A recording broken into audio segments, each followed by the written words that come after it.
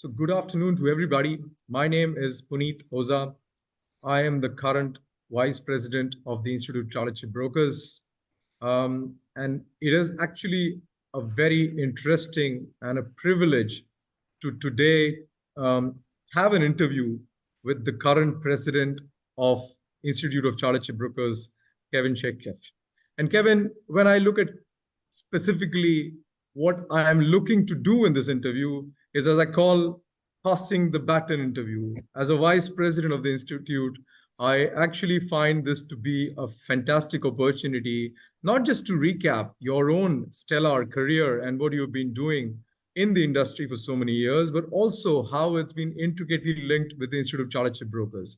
The ideas that we will take away from these interviews will actually not only help me as the vice president, and more importantly, the members and the industry as a whole, because we all can always learn from each other's experiences as much as possible. So I really look forward to this. Welcome, Kevin. It's a pleasure to have you in this interview, what I call the first passing the baton interview. Going forward, hopefully this becomes a tradition and all vice presidents and vice chairmen hopefully actually end up interviewing their presidents and chairs to try and get insights at international level, but even at a branch level, if that's possible, because a video record of the kind of experiences that people have is the best way to vault experiences and knowledges, which obviously have massive use going forward. So welcome. Kevin, maybe a short background introduction as to what do you feel about this interview and how much do you look forward to it, basically? Thank you very much, Punit. Yes, very much looking forward to it. It's the first time we've ever done this, so I can say it's a first. Absolutely. I look forward to this a lot. I'm learning every single day in this role as the vice president, and it's great to learn from veterans like you and others who are in the position in ICS committees as well as in the head office. So I look forward to this as well. But let's start from the beginning. You've been in the industry since 1967, which is a long time.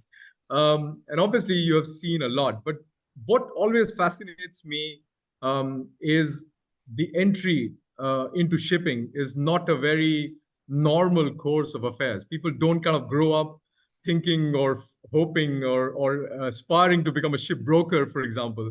That's not, kids talk about becoming an astronaut or a doctor or an engineer.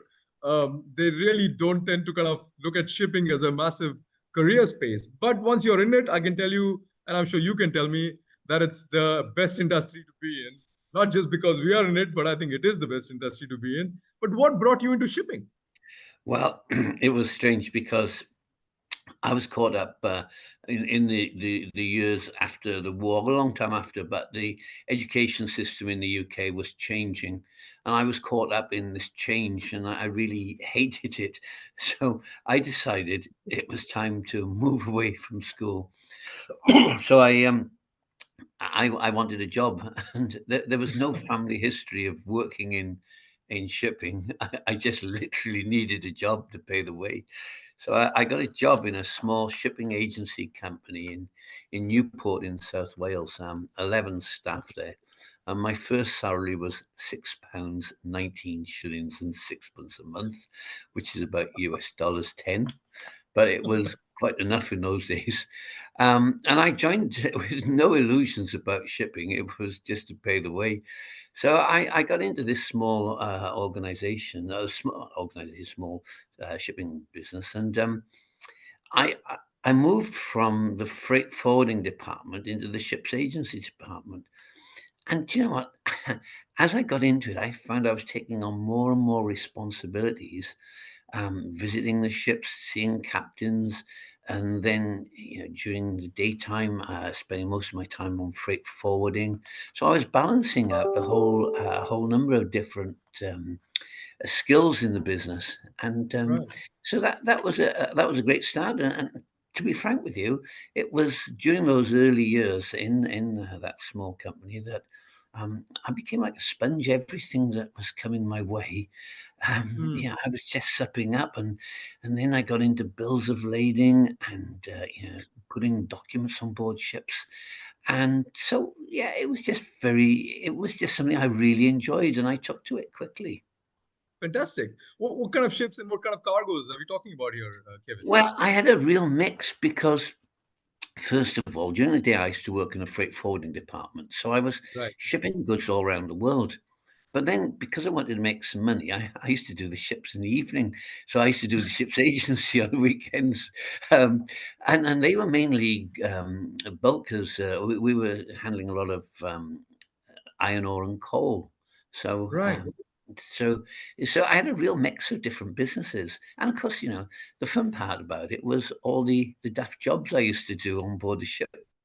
Because in those days, we had what we call real ship's husbandry, and we used to have Right. ships with 35 British crew.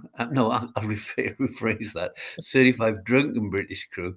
So I was always having to pull them out of pubs to get them on board ships and stuff like that. It was really enjoyable, actually. Wow. But again, it's interesting to you talk about iron ore and coal. These are the commodities that probably still, at least iron ore still moves into UK.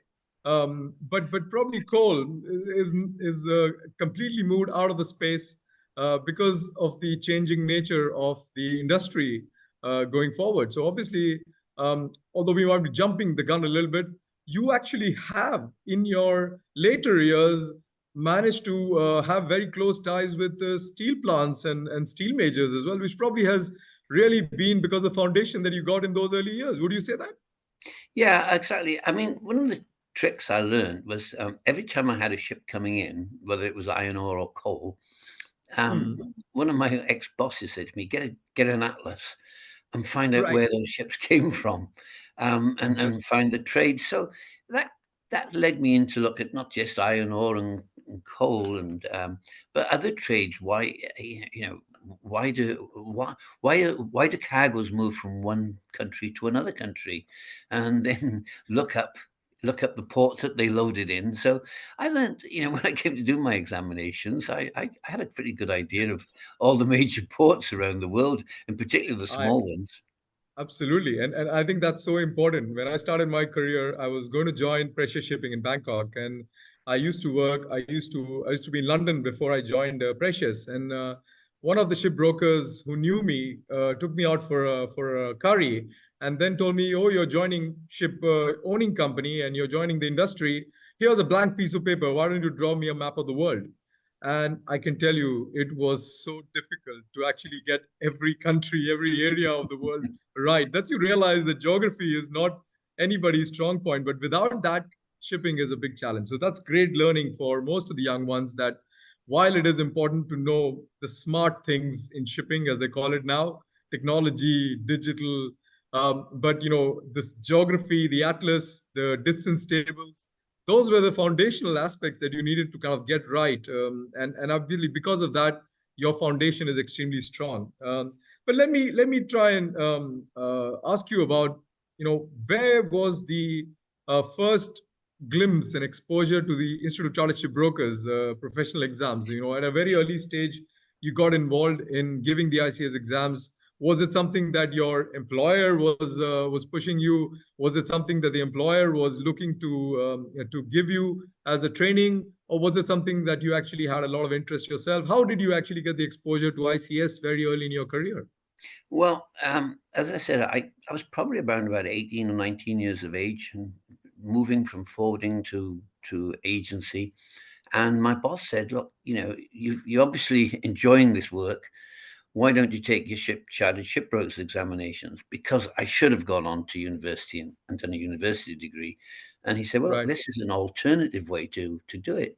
So, and I studied using a correspondence course, Sure. and it was very difficult. I found it really not difficult. Trying trying to do work and go out Exactly. and Balancing was all difficult. that. Yeah. Balancing was But difficult. anyhow, I managed to do it, and I passed all my examinations by the time I was 22, I think. So, but I was very much encouraged by my employer. who paid Fantastic. for it as And well. and did you start connecting those dots because of the ICS? Because obviously what you were learning in those courses and examinations was something that you were also seeing practically happen on the ground. So did that help you connect the dots a little bit more?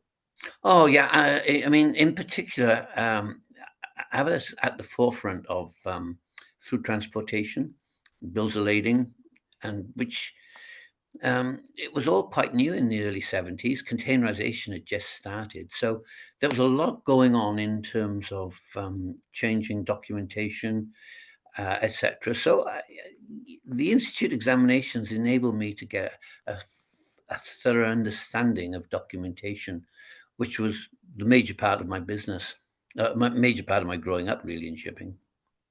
And that Absolutely. led me, and that led me to get some pretty quick promotions as well. Great, absolutely, and that's actually quite important and useful.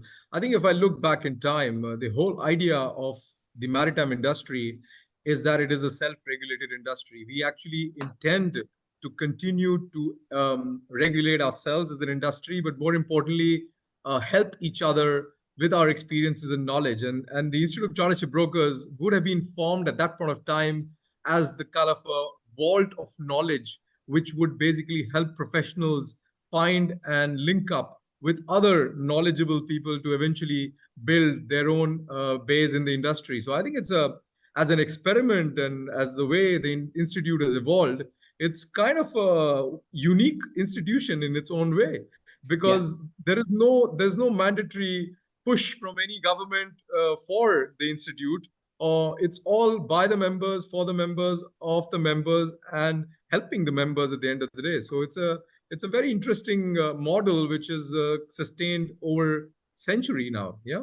Yeah, and just to follow on about the course. So I was probably 21 or 22 when I passed my examinations, but um, I realized how difficult it was studying using correspondence, and and I wanted to give something back. So I went along to the local university and I asked them if they would set up a course for shipbrokers in Cardiff. I was in Cardiff at that time, Right. in Wales, and I managed to set up with them uh, a, an institute course, which was highly successful. I think we had about 36 students for it.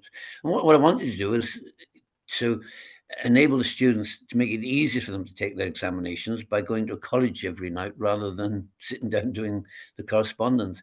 So that was sort of my first real involvement with the institute by doing something which was initiative, not given by the branch, it was my own initiative. Absolutely. And I think that's a great initiative.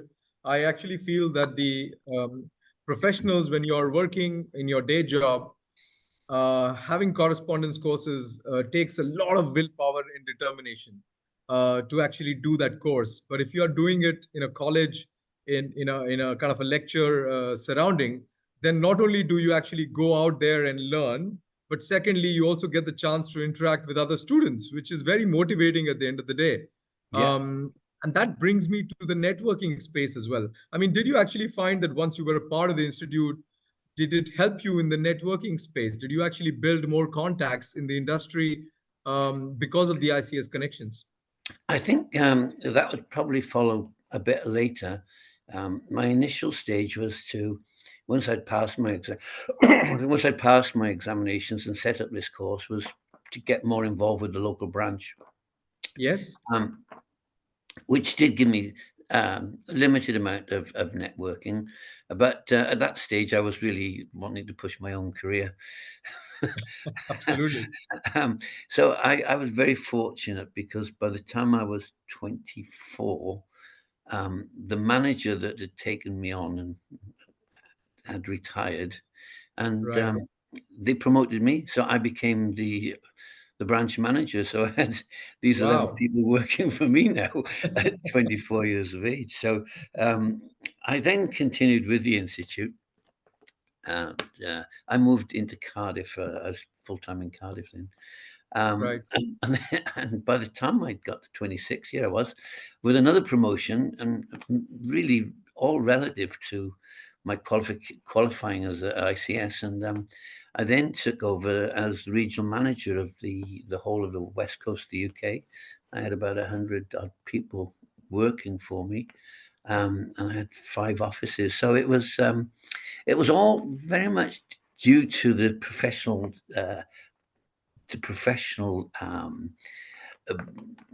education that I'd got that really put I me agree.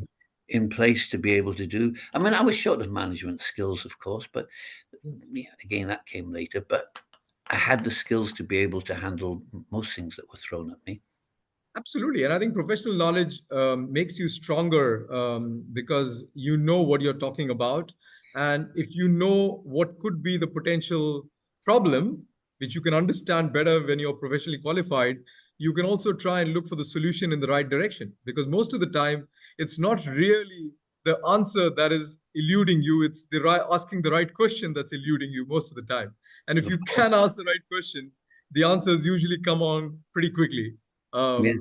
And I think the institute has been One like very interesting comment that was made to me by a boss at that. I was 25, and yeah, so I took over this as regional manager, and about a month after taking over, I went to meet the board of directors in London, um, and the managing director said to me, "What do you think about your new job?" And I said, "Well, it's fine, but we seem to be losing an awful lot of money." So I said, "What what do you want me to do about it?" And he said, "That's your job to sort that out." He said, "That's why we employed absolutely. you." So, so he said, "I'll just give you one piece of advice," and it was very good advice. He said, "Anyone can cut." He said, "Making do and making a profit from what you've got is the skill." Mm. And I took that way along. I took that along my career with me because, yeah, anybody can cut when times are bad, but you know, the trick is to make things work and have an entrepreneurial skill from it. Absolutely, and I think there is no way that you can substitute experience with that. So I think the kind of, and I've only had interactions with you just about a couple of years now, and I can tell you that a lot of the experiences that you might have got, not just those ones you talk about, but all the experiences in your life have actually subconsciously been working behind the scenes to help you with your attitude and your work what you're doing today. So I think it's just a culmination of all the stuff that has happened. But obviously let's move on to another big let's say milestone in your career, and that was to get some international exposure. You decided that you want to kind of move out to another country, and obviously, how did that come about? Well, here we go again. The Institute of Chartered Shipbrokers was well behind it because I met a guy in Barcelona, and he was very impressed that I was a chartered shipbroker, and Right, he wanted a chartered shipbroker on his books. So at that stage, I was running. I'd been running this organization, and I turned it into a success. But I wanted to move on. I wanted to do something else. I wanted to. I didn't want to keep managing people and managing things. I wanted to have a skill of my own. So I had an opportunity to become a specialist chemical tanker broker, and right. it was also a chance to take my family abroad and bring them up in a foreign language. So I picked up the whole family. We've moved to Spain to Barcelona for six years, where I specialized. And again, in Barcelona, I got involved with the institute, and I set up examination centers for them at Wow, the British consul. So council, I yeah. stayed involved with the institute little by little, although I was away from head office. Interesting, absolutely. So I think that's the kind of lifelong linkages that we talk about all the time, and obviously, it's very interesting that more and now with the institute today we got 27 branches globally, and obviously that's the kind of network which any company would give an arm and a leg to make pay millions of dollars or thousands of dollars to actually get that kind of a network in place, and we already have that in the institute. So I was always impressed with the kind of network that people have, and on top of that you have these training centers and teaching centers like you talk about the one that you made in British Council. So obviously that's a very interesting space. But But also, we've got transferable skills. So I could do my job in Cardiff, and I use the same skills to do my job in Barcelona. absolutely. So I could use the same skills to do my job in South Africa or in India or in Singapore. If somebody Yeah, passes their MICS, the world's open to them. It's an oyster. And I suspect that a lot of companies want to have an MICS on their books. So my my advice to any youngster who wants to go abroad, get your MICS and put yourself out there. absolutely. And I think it's a very valid and very good advice because the global nature of the industry has to be mirrored in the qualification that you have, which is global as well. So obviously that's super important. And after Spain, 6 years, you decided to come back home in a different avatar, eventually leading to running your own business, which today, until today, still exists in a different form, of course, and run by your family and your son. So obviously, how did that about happen? You obviously try to become an entrepreneur all the time, but there is always a journey behind it. There's always a story behind it. So what is it? Well, I was in Barcelona, and it was time to move on. I think I'd have probably preferred to have gone to South America, given half Hmm, a chance. But I got headhunted to come back to the UK to manage a, s- a ship agency in the north of England, which had one customer called ICI, big all customer. right. And they asked the two owners asked me to come back and run it, and I thought I'll come back for 3 years, give it a bit of experience, and then go back abroad. 30 years later, I'm still there. So I I quickly realized that running a business with one customer doesn't sound very good sense. So Sure. I expanded the business, and within about 12 years, I'd opened branches up all around the UK, and even opened Right. one in northern France.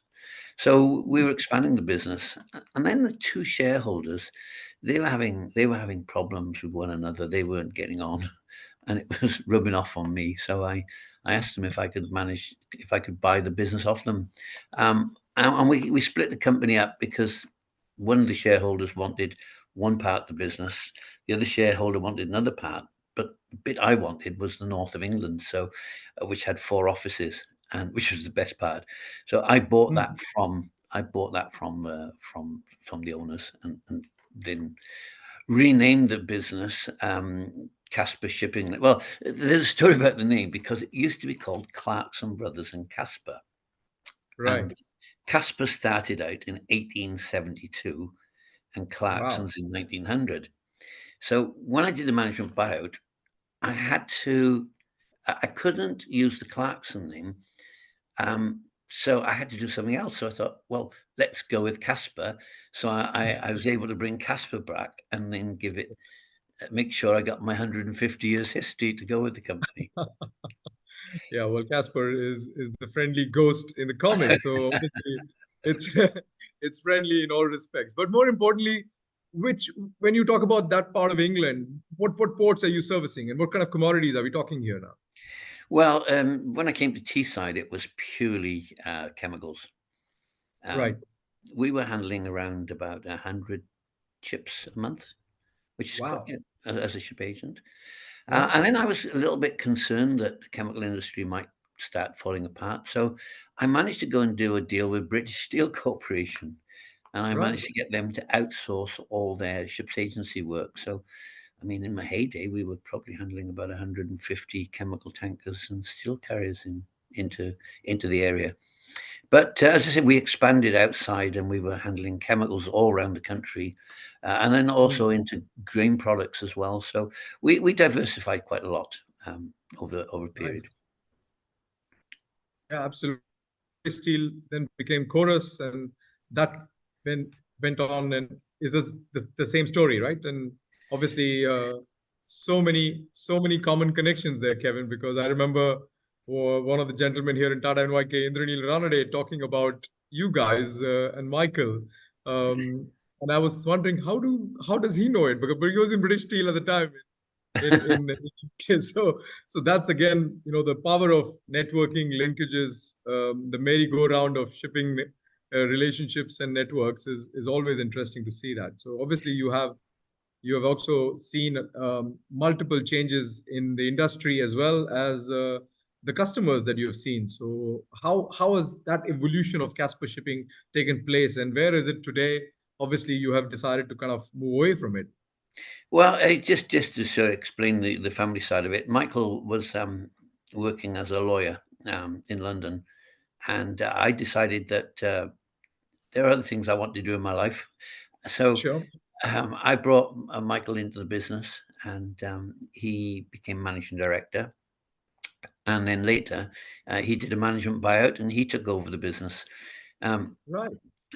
he expanded it considerably, moving into other aspects of the business, particularly defensive contracts for the government. Right.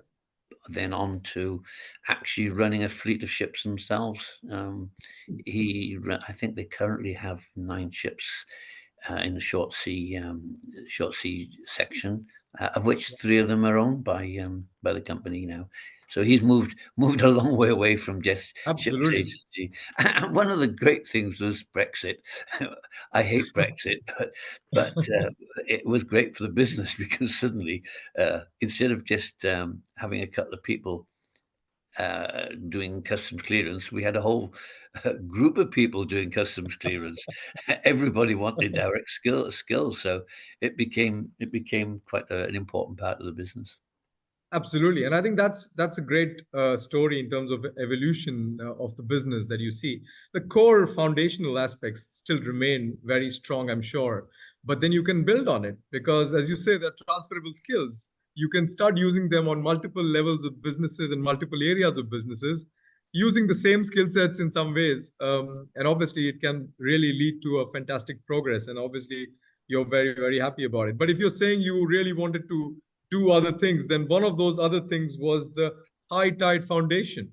Yeah, well, Where there's did two this things. come First of all, let me just say that the first job I gave Michael when he came into the business was to pass his chartered shipwrights exams.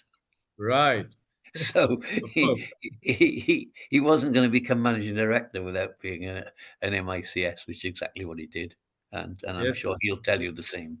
It set him Hmm. him up to run his business. So yeah, there are a couple of things. First of all, um, so let's talk about high tide. I was out for dinner one evening with the port director, managing director of the port, and he was his business was highly successful, and our business was highly successful. And he'd just come back from he'd been talking to Prince Charles about the Princess Trust and stuff.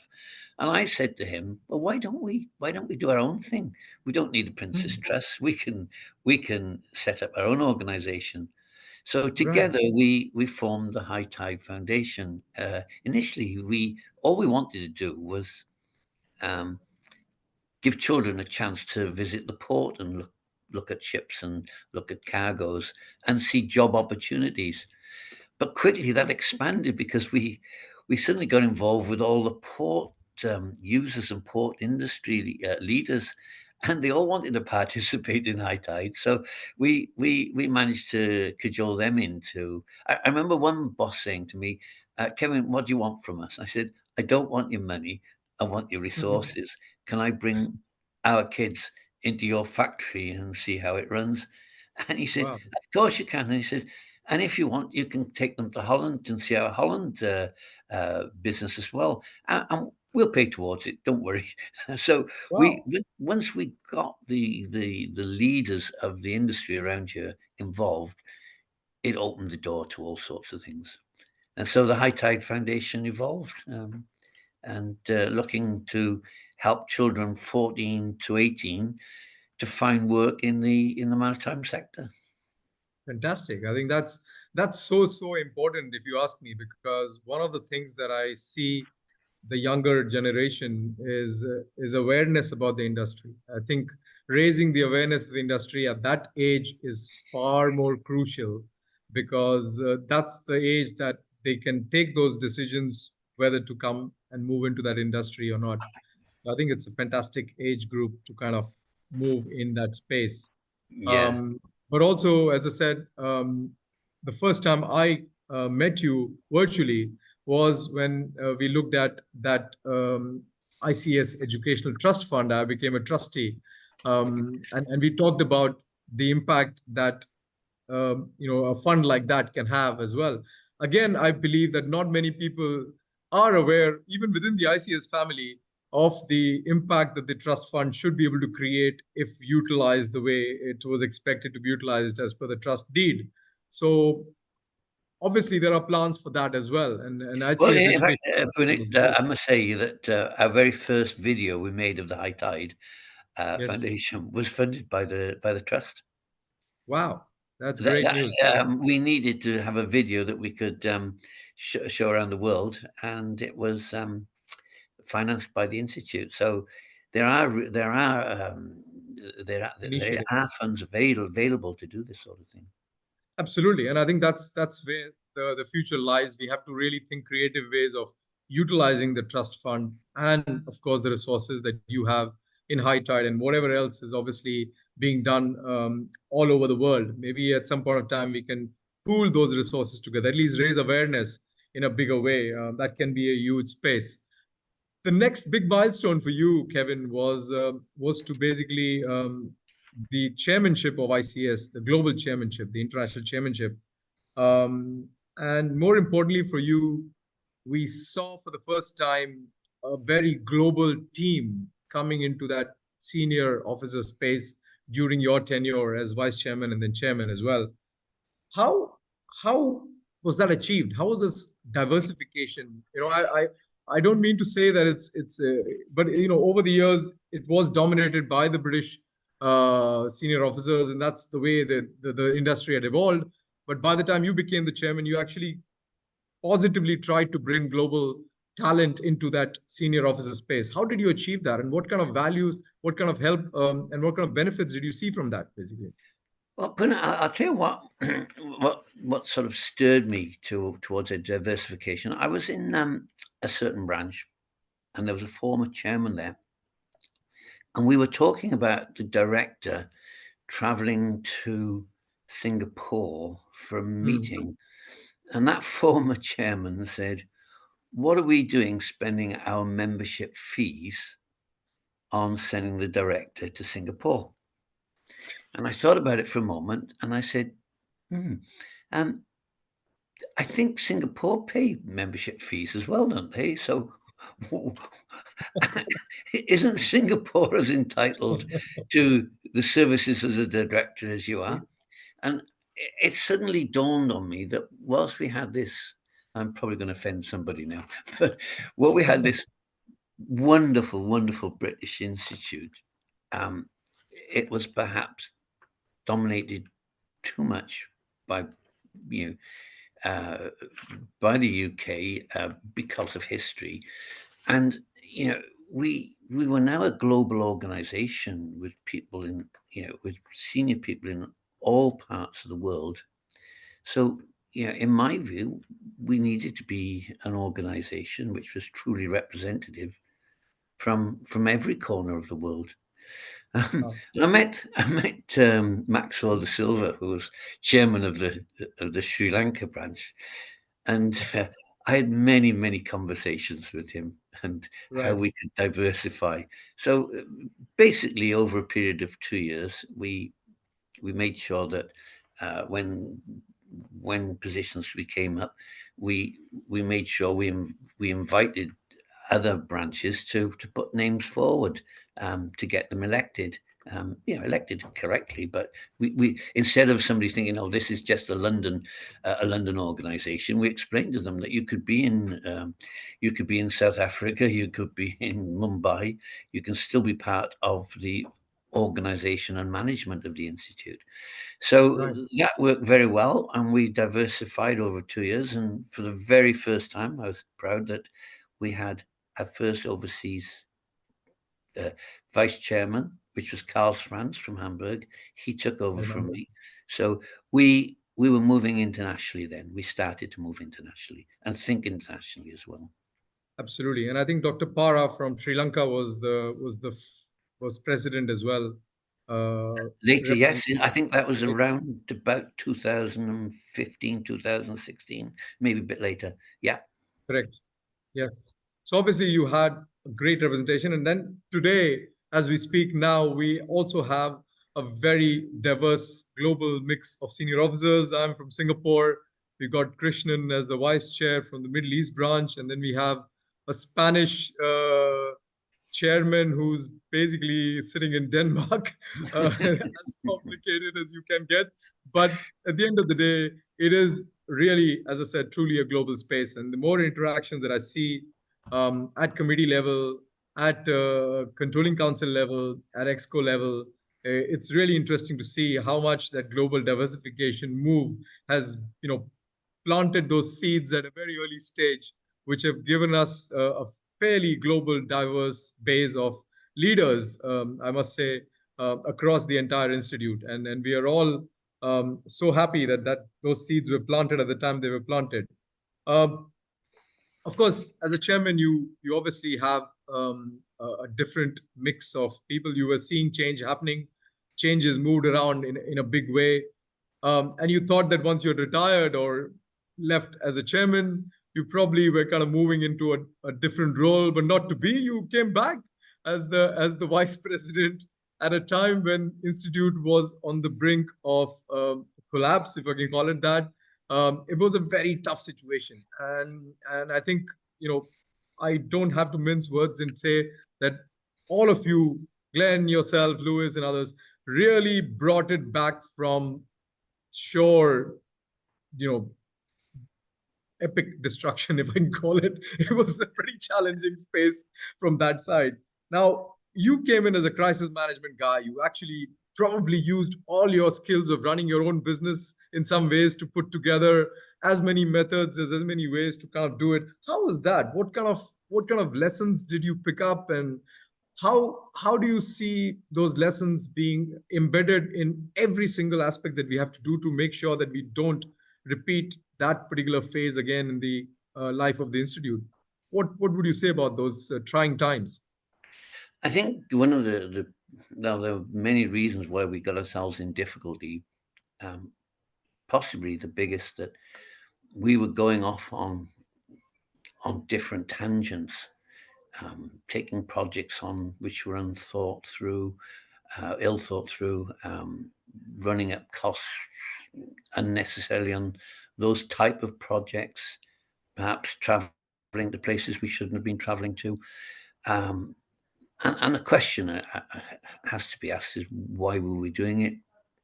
And I think the reason was there was insufficient control from the top to ensure that the procedures and processes were followed correctly.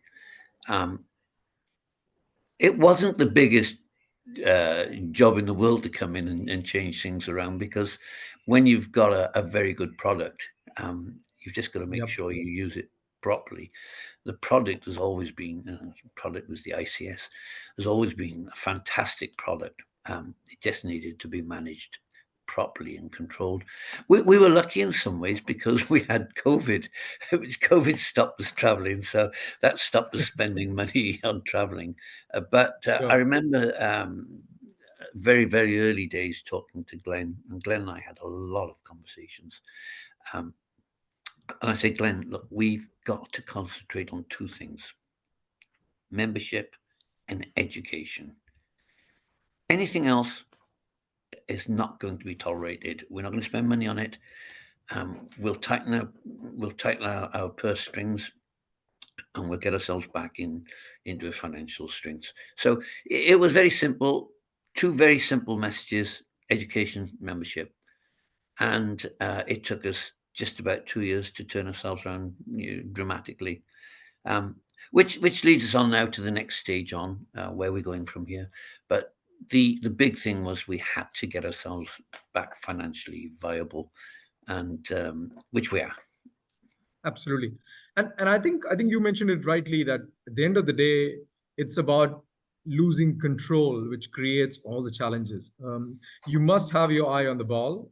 Secondly, and most importantly, as you mentioned, have tangible, measurable goals, which can be actually very clearly, uh, you know, visualized and exercised by the committees. Because most of the time when you actually have an institute as old as the Institute of Chartered Brokers, you have got a lot of historical traditions, but those have to kind of move with time, keeping in mind the goals, because every aspect, every institute has got what I call temporal aspects, which are relevant to the time in which it exists, and eternal aspects, which are basically going to be the reason d'etre why the institute exists in the first place. Those eternal aspects need to be concentrated. And I agree with you, education and training, according to me, are the irreplaceable aspects about the institute, only because of the fact that those two aspects are not given in the most standardized, updated manner. The way institute gives, nobody else is able to impart that kind of skill sets, that the way institute does that. And I am involved in the institute many years, being a fellow now for many years, but also tutor in the Singapore branch and a previous chair of Singapore branch as well. I actually find that a lot of people come and tell me that they looked around to see if there were other alternatives, but they couldn't when it comes to professional qualifications and the kind of skill sets that you need to run your business in the maritime industry. So I agree with you. Membership, education, obviously are the key aspects. So hopefully we talk more about it. But then that brings you to the current status. Obviously, you are now looking to end your term on a high, I must say, as the president of the institute. You will still be involved as the immediate past president, still guiding all of us, and obviously still remain as a proud fellow of the institute going forward. But before that, you were very recently awarded, and my sincere and heartiest congratulations to you on being awarded the Member of the Order of British Empire, the MBE. I understand from the official description of the medal, it means that you actually have an achievement of service in and to the community. This is important, which is outstanding in its field. Obviously, it's maritime and everything that you do, and delivered sustained and real impact, which stands out as an example to the others. So I don't think there's a better way to kind of encapsulate all that you have done. How did it feel to be awarded the MBE, and what was that feeling like getting it from Well, the if you can see this, I've brought it along with me. fantastic, And brilliant. uh, it was presented to me by Her Royal Highness Princess Anne Yes, in Windsor Castle back about 2 months ago now. It was a complete shock. I had no idea that I was going to get it. It came totally out of the blue. It's an incredible honor for my family, because it's the first honor that a royal honor that we've had in the family at all. Although my family have been successful, that's a first. So I actually took my elder brother and my younger brother and my wife to Windsor Castle to receive it. So fantastic. it's a very special occasion, very special occasion. What do you think has kind of been, in your mind, the kind of reason, the key contributor to this MBE? When you look back on the journey so far, what do you think? Is it a culmination of lots of things, or something that really is that you hold very close to your heart? You think has actually shaped this entire honor that has been well deserved and bestowed on you? Well, a couple of things. I had when I got the award, I Yes, had messages from all around the world, and particularly from the ICS branches, right. and they all kind of went, "This is for us." It was like I'd got it for the family of the ICS, and I felt very proud about that. And I had a lot of messages from people saying, "Oh, you've inspired us." And I thought to myself, I don't remember inspiring anybody, but obviously I must have inspired somebody because I had so many nice messages. Why I don't know. I did a lot with the High Tide Foundation. I've done a lot with the institute over the years. Very close to Yes, my heart. And also I'm involved with the Mission to Seafarers. I'm chairman of the local branch. So I right. guess it's because I've been giving something back to the giving back to the community. Community, absolutely. And we are also proud of you in the ICS family and well deserved, absolutely. And that's essentially kind of the journey. And the reason why I wanted to do this was because nobody else can give the inside story of your journey except yourself. And that's exactly what it is. I can ask so many people, and they might give me silos or glimpses of what your journey has been all about. But it's only you who knows exactly what this journey has been all about. So far, it's this sharing has been unique in that sense. And I really appreciate the chance to be able to interview you. But going forward, I mean, obviously, I look forward to my continued role and the future collaborations and work that we have cut out for us in the ICS space. What, in your opinion, is unique about the ICS, which has kept it going over a century? You talked about membership, you talked about education. What will keep us going? We have this our bond, which I think is, although people talk about the fact that it's a very old space and is that having relevance, I think it has more relevance today than ever before, because of the global nature of the industry being so complicated and so challenging. Our word is our bond is becoming even more important going forward. But what is it, according to you, that is unique about ICS? One thing that really makes it stand the test of time over century, basically. I think the thing is that most of the members that I meet are very emotive about our institute.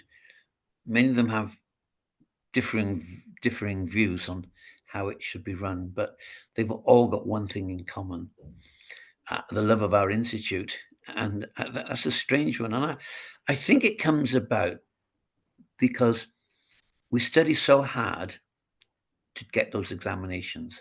It's not easy. It's 5 years, probably for most people, of study, Yep. and once you've passed your exam, it's so rewarding. And um, I believe, used correctly, that reward uh, for passing can also be a platform and a start to kick off a professional career. So for me, well, for me, it's been an opportunity to have a wonderful career, and I would say to any young shipbroker passing, the world's your oyster. Go for it. Absolutely. That's great. And of course, you have seen the ICS change over the years. You have also pushed many ideas. You've actually been one of the most hands-on president that I think ICS can remember in its recent history.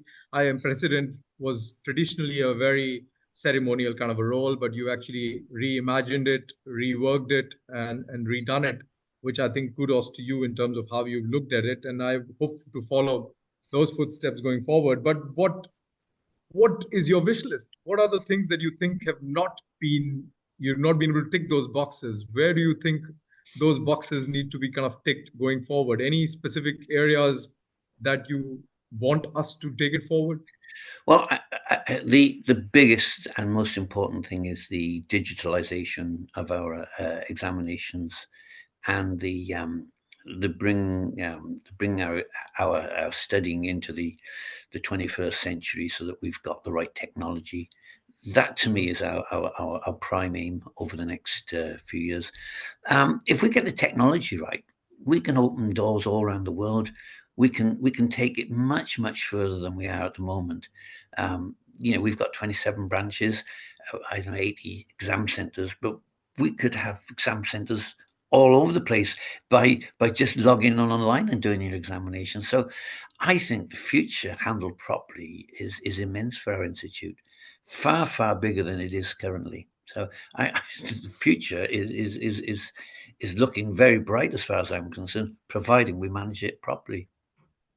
Absolutely, I fully agree with that, and I think this is where the blend of the young and the senior people come in. I think we have both serious amount of experience in the senior officers as well as committees. At the same time, we got some extremely young and extremely motivated people with heavy experience and visibility with technology. Their ease with technology is obviously something that we should capitalize on. And one of the questions that I wanted to ask personally is, what kind of tips would you have for me uh, as I take over from you as the president? So obviously, I have big boots to fill. I don't have the massive history that you have. Obviously, you have actually seen massive amount of changes. You've seen the ups and downs. I have seen maybe an industry change, but I've not really seen the ICS the same way you have seen it. What kind of tips do you have for somebody coming in and looking at, becoming president in later in the year? Well, I think one has to distinguish between the chair's role and the president's role. Right. You did ask me why I changed the president's role, and there were two reasons. I think one was that we were in quite difficult circumstances, and I guess it's a style of you as president. I mean, I recall when I was vice president, they were looking at governance issues, and we were talking about perhaps doing away with the president's role and just having it as a patron. Since I've taken over, I've never heard that mentioned again. So I think I must have done something right. But there's a distinction between the chairman. The chairman is the chairman of the board, and the chairman's role is to drive the business forward with the guidance and support from the executive and controlling council. Right. I said once that I think I said in the Millennium Handbook that I thought the chairman's job was his job was to is like being in a race, a relay race where you receive the baton hopefully in good condition, and you Right. take care of it for your portion of the race, and then you hand it Sure. over hopefully in a better condition than when you took it over. The president's role, I think, is different. And my advice to you, Punit, is that you will be the guardian of the institute. Right. It's your role. It's not about necessarily involving yourself in every part of the running of it. That's for others to do. But you're there to make sure our institute stays on course. And that's how I see my role as well. Good, bad, indifferent. Absolutely. That's well said and well taken by me. So obviously, I find that to be heartening in terms of I'm looking forward to that role as well. So maybe we can just end with a couple of words. You have kind of in my understanding, and I'll just mention one fact that you not just have yourself involved in the institute. You mentioned your son is involved in the institute, your daughter is involved in the institute. So it's basically you are one of those persons where I feel that while you have a personal life, you have a professional life, you have the institute there. In some ways, they're all weaved together in a very, very interesting way. And there is an interwoven aspect which is quite unique in that sense, which I don't see too many people having in both personal and professional life. So if you have to take away one part of the last decades of your experience that you have, what would kind of be something that immediately springs out in your memory, and you say, this part I love the most. I actually find this to be the best to remember, and then we move on to other parts in future, basically. Well, just to correct you, my son-in-law is also a fellow, so we're a Absolutely. There you go. four-family fellowship. What's been the best part of it? Certainly not. It was part of the job to make sure we brought the institute back into reality. My favorite part has been going around the world meeting members, students, having lots of photographs with them, passing on stories. And I can tell you that since my time as chairman as well, I've built up a worldwide friendship of people, which hasn't gone away. So, outstanding bit, just meeting, wonderful people and staying in contact with them. Absolutely fantastic. Thank you so much, Kevin. Ladies and gentlemen, that was Kevin Shekchaf. And I But cannot thank. before we go, Punit, this is the medal I shall be passing over to you in November. It's the Thank you president. so much. This is what I will look forward to in October. And as I said, this is the first of the series. I hope this becomes a tradition in ICS going forward, like a lot of things that hopefully we will do going forward. So I look forward to interacting with more and more of the members, students, just exactly like Kevin said and has done in past. And I look forward to interacting with you, Kevin, in future as well, because you're not going anywhere. You're going to be the immediate past president and be very much a part of the senior officer corps that is going to take the institute forward going forward. So look forward to this. And thank you so much for doing this. I really, really, really enjoyed it. Okay, thank you, Punit, and I enjoyed it very much indeed. Thank you. Thank you so much. Bye bye. Thanks. That complete recording?